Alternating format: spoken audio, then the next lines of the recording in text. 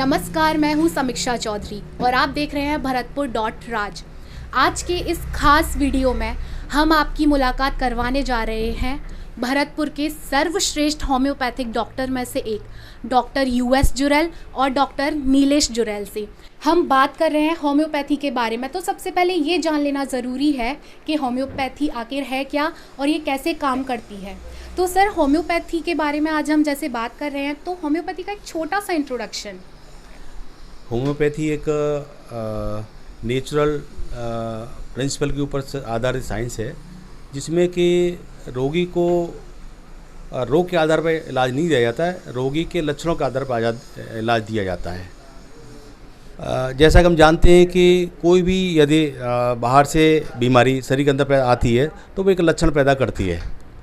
उन लक्षणों को यदि हम समूह रूप से इकट्ठा करें और उसके आधार पर यदि होम्योपैथी मेडिसिन चयन करते हैं तो वो पूरी बीमारी को जड़ से ख़त्म करता है। जबकि अन्यपैथी में बीमारी के नाम के आधार पर इलाज दिया जाता है, जबकि बीमारी हमारे यहाँ होम्योपैथी में लक्षणों के आधार पर बीमारी का इलाज किया जाता है। होम्योपैथी में अक्सर ऐसा कहा जाता है कि होम्योपैथी दवाइयाँ पहले बीमारी को बढ़ाती हैं, फिर उसके बाद कम करती हैं। तो क्या इस बात में कितनी सच्चाई है? जी, ऐसा नहीं होता हर चीज़ में। जैसे कि किसी को फीवर हो रहा है तो अपन ऐसा थोड़ा ना कर सकते हैं कि भाई फीवर एग्रावेट होएगा पहले। किसी को हेडेक है तो अपन ऐसा नहीं कि हेडेक बढ़ जाएगा पहले। ये कुछ सप्रेस केसेस में होता है, जैसे कि किसी स्किन डिजीज़ में अगर सप्रेस केस है, जैसे कि पहले से पेशेंट जो है काफ़ी स्टेरॉइडल ऑइंटमेंट वगैरह लगा रखा है, उससे अगर केस सप्रेस हो रखा है तो वो स्टार्टिंग में एक बार एग्रावेट हो सकता है।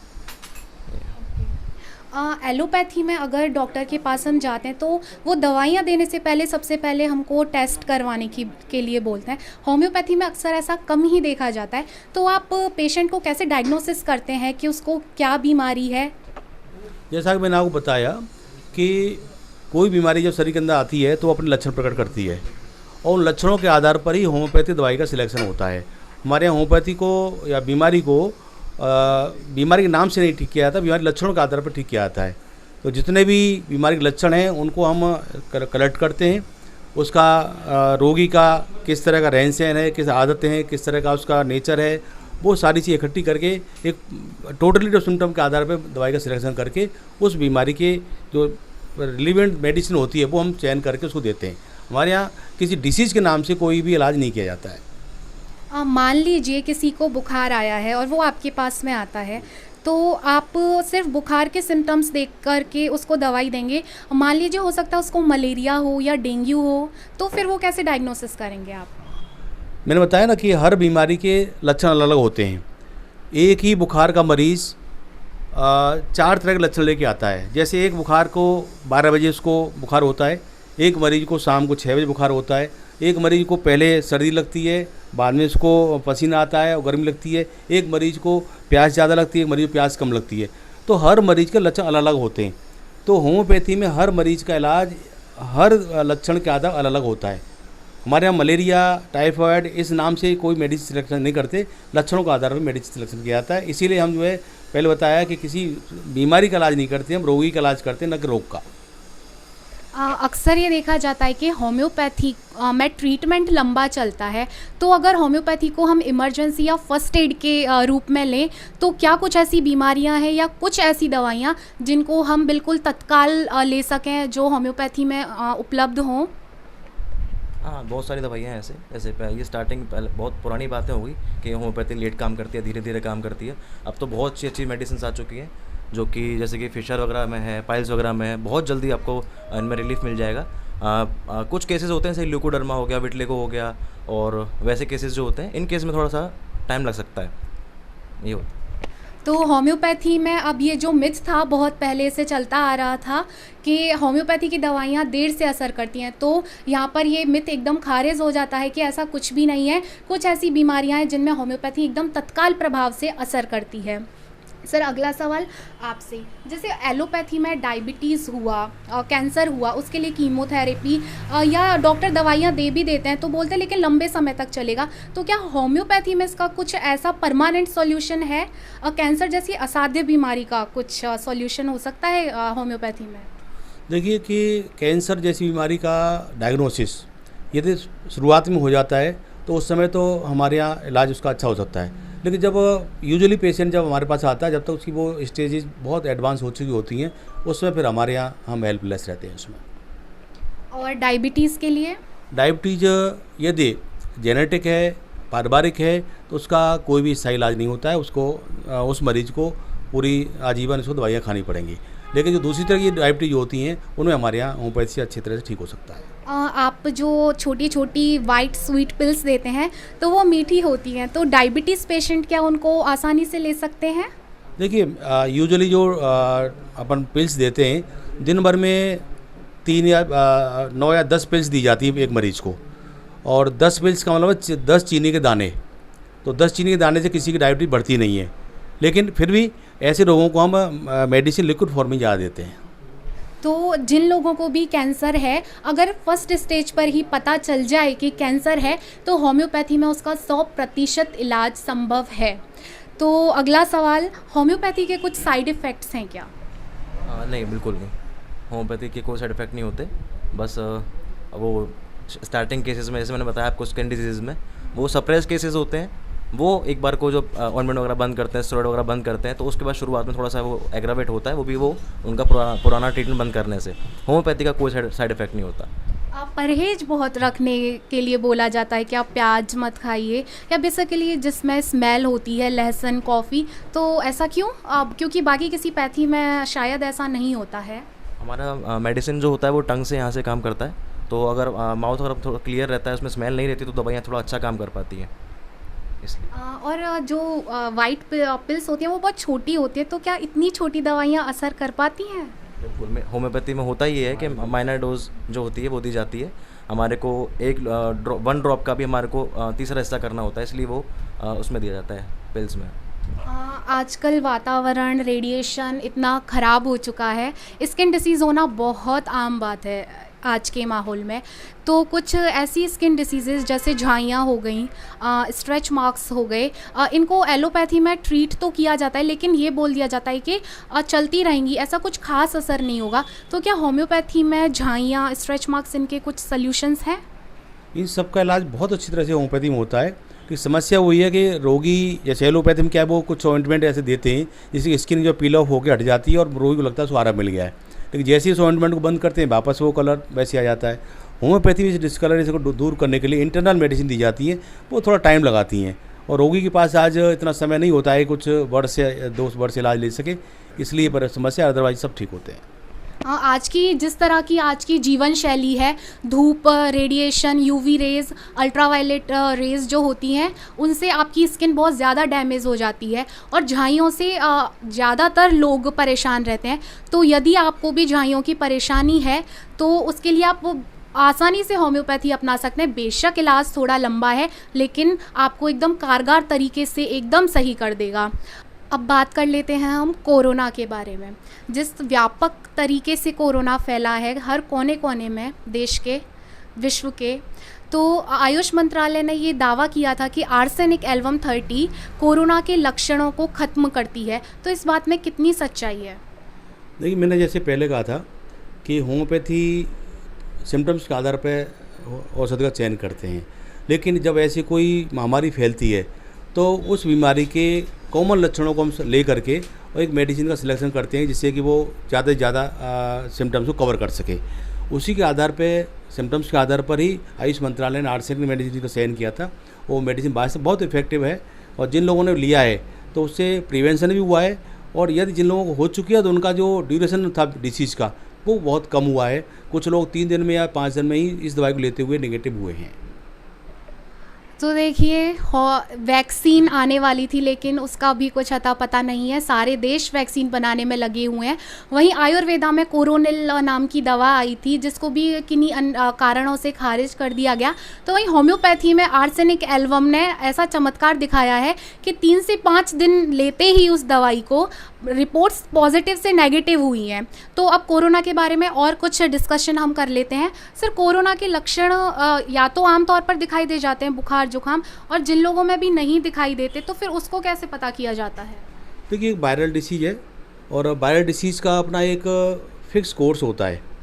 जैसे टाइफाइड है, मीजल्स हैं, वो 7 से 10 दिन ठीक हो जाते हैं। हुपिंग कफ है वो 2 या 3 महीने लेती है। हर्पीज जोस्टर है 15 से 30 दिन ठीक होता है। वो सिम्टम्स के ऊपर डिपेंड करते हैं कि वो कितनी सीवियरिटी से उसका इफेक्ट हुआ है। यदि वायरस बहुत सीवियर इफेक्ट कर रहा है तो लक्षण अपीयर होते हैं। कई बार माइल्ड इफेक्ट होने पर लक्षण नहीं अपीयर हो पाते हैं। मरीज फीलिंग्स में ज़रूर अंतर पड़ता है, लेकिन वो उसको नॉर्मल वे में लेता है और पता नहीं चलता है उसको। हाँ, होम्योपैथी और कुछ दवाइयों के बारे में खोज कर रही है जो कोरोना से लड़ने में मदद करे।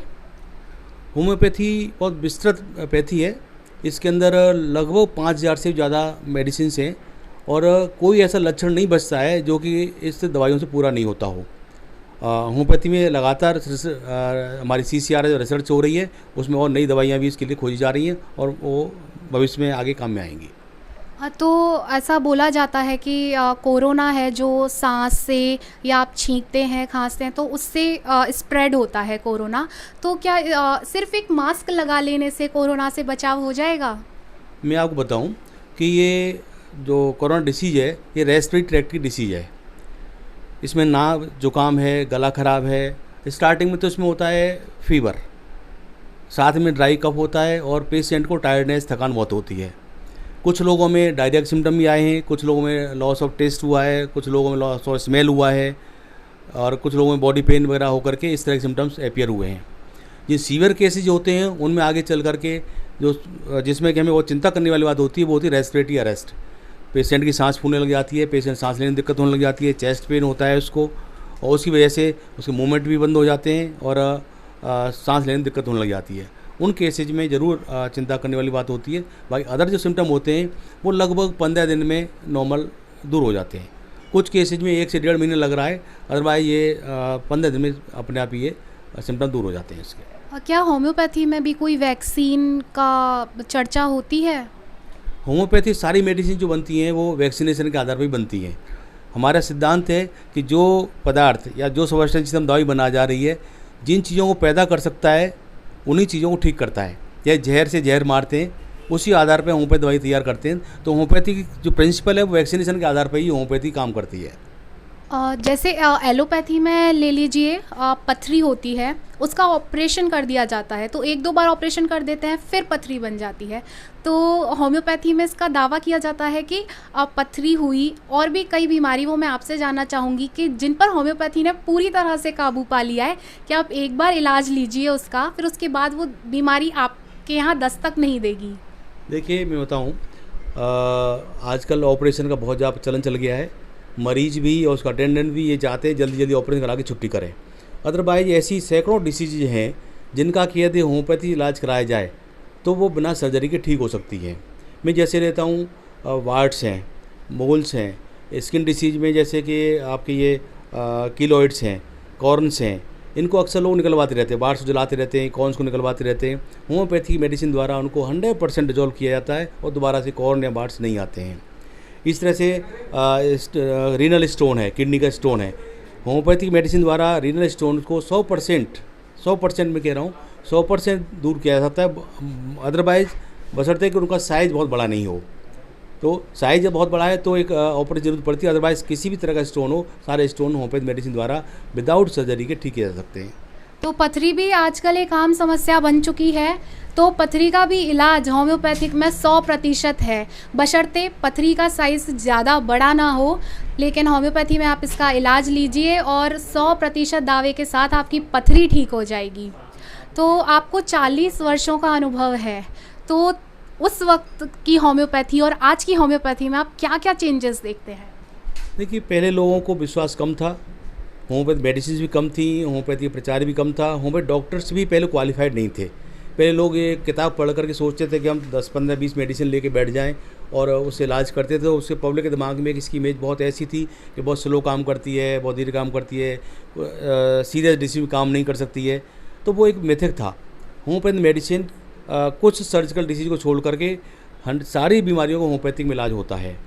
और मैंने 40 साल के अनुभव में पाया है कि अब लोगों को इतना विश्वास होने लगा है कि वो यदि इमरजेंसी को छोड़ करके प्रायोरिटी के अंदर वो होम्योपैथी को लेने लगे हैं। वर्ल्ड में 70% ऑल्टरनेटिव मेडिसिन के रूप में होम्योपैथी का इस्तेमाल होने लग गया है। हाँ, अब अगला सवाल आपसे करते हैं। होम्योपैथी की जो दवाइयाँ होती हैं उनका बेस अल्कोहल होता है।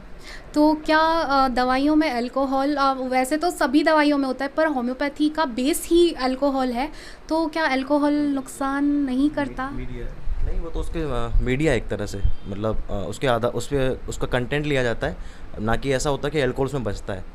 वो दवाई सड़े नहीं, दवाई ख़राब ना हो, इस चक्कर में उसको रखा जाता है उसमें। फिर कहा तो ऐसा भी जाता है कि उसको आप एयर टाइट कंटेनर में इसीलिए रखते हैं ताकि अल्कोहल ना उड़ जाए, क्योंकि बिना अल्कोहल के उस दवाई का कोई अस्तित्व नहीं है। हाँ, मेडिसिन जो प्रिपरेशन होती है हमारी, वो दो तरह से होती है। या तो हम टेबलेट फॉर्म में होती हैं, उनको हम सोरा मिल्क में लेते हैं। अदरवाइज जो बाकी जो टिंचर्स बनते हैं या मेडिसिन बनती है वो अल्कोहल बेस लेकर चलते हैं। ये एक व्हीकल है। मेडिसिन को हम कोई व्हीकल तो देंगे जिसमें उसको हम लेके जाएंगे पेशेंट तक। तो जैसे टैबलेट हैं वो सोरा मिल्क में बन जाती हैं, और अदर जो मेडिसिन हैं वो वही अल्कोहल को यूज़ करते हैं, जिससे कि वो हम उसको मेडिसिन को रोगी तक पहुँचा सकें। आपने अभी हाल ही में अपनी प्रैक्टिस शुरू की है, तो आप क्या-क्या चेंजेस होम्योपैथी में आगे आने वाले समय में देखना चाहते हैं, या आप क्या बदलाव अब देख रहे हैं? मैं देख रहा हूँ जैसे कि मतलब पहले रीनल स्टोन की अपन बात कर रहे थे, जैसे अभी पहले इसका कोई ट्रीटमेंट चलता ही नहीं था। सर्वाइकल स्पॉन्डिलाइटिस का था, वर्टिगो वगैरह इसमें रहते हैं, ठीक है, और भी ऐसे फिशर पाइल्स वगैरह, इसका सब पहले ऑपरेशन करा लेते थे। अब इसके होम्योपैथी में इतना अच्छा ट्रीटमेंट है इन सब चीज़ों का कि ऑपरेशन कराने की कोई ज़रूरत ही नहीं पड़ेगी आपको। कुछ ही दिनों में आपको आराम जल्दी मिल जाएगा। कुछ टाइम 2-3 महीने 4 महीने में आपकी बीमारी ठीक भी हो जाएगी। रीनल कैल्कुलाई हो गया, फेशर हो गया, पाइल्स हो गया, और अर्थराइटिस वगैरह हो गया। अर्थराइटिस वगैरह में अपन क्या करते हैं, जनरली पेन किलर लेते रहते हैं, पेन को अपन सप्रेस करते रहते हैं और बीमारी अंदर अंदर बढ़ती रहती है। तो उन चीज़ों में अपने को स्टार्टिंग से ही, मतलब जब भी इसकी शुरुआत होती है तब से ही अपने को होम्योपैथी की तरफ आना चाहिए। वरना जनरली क्या करते हैं आदमी, पेन किलर लेते लेते 10-15 साल निकाल लेते हैं, फिर एज हो जाती है, ज़्यादा बुरा हो जाता है, तब जा करके अपन होम्योपैथी की तरफ आते हैं। अगर एक सवाल मैं आपसे पूछूं, allopathy versus homeopathy? Only homeopathy. Homeopathy का कोई साइड इफ़ेक्ट नहीं होता, ना इसमें कोई ऐसा होता कि अपन अगर लॉन्ग टर्म तक इसको यूज़ कर रहे हैं तो कोई अपने हैबिट में आ जाएगा या फिर डोज काम करना छोड़ देगी। आप एलोपैथी में कोई भी, इवन एसिड का भी आप देख लीजिए, पेंटा एसिड, ओमेज वगैरह भी लेते हैं अगर आप उसको 5-6 महीने तक ले रहे हैं तो वो भी आपका हैबिचुअल हो जाएगा, वो काम करना छोड़ देगा। कुछ टाइम बाद आपको और हैवी डोज पे आना पड़ेगा, वो काम करना छोड़ देगा। हमारे होम्योपैथी में ऐसी कोई दवाई नहीं होती, इसको आप चाहे 10 साल रहे, 15 साल रहे, कितने भी साल खाते रहो, उसका कोई ना ऐसा है। माइनर डोज पे आप चलते रहेंगे, उसी माइनर डोज से आपका इलाज होता रहेगा। एक लंबा अनुभव 40 साल का, तमाम लोग आपसे अच्छी तरह परिचित हैं, आपके क्लिनिक पर आते हैं, तो कुछ मैसेज जो आप पेशेंट्स को देना चाहें? मैं ये कहना चाहूँगा कि अब समय आ गया है कि हम स्वास्थ्य की तरफ ज़्यादा ध्यान दें। ठीक है, हम बिजनेस करते हैं, अर्निंग करते हैं, सर्विस करते हैं, लेकिन मेरा एक निवेदन है कि लोग अब स्वास्थ्य की तरफ ध्यान दें। हेल्थ है तो वेल्थ है, और यदि हेल्थ नहीं है तो कुछ भी नहीं है। लोगों को सुबह जो नियमित रूप से व्यायाम करना चाहिए, समय से उठना चाहिए। डाइट में बहुत ज़रूरत है ध्यान देने की, उसके अंदर स्टार्ची फूड है, फैटी फूड है, स्पाइसी फूड है, वो हमें लोगों को छोड़ देना चाहिए।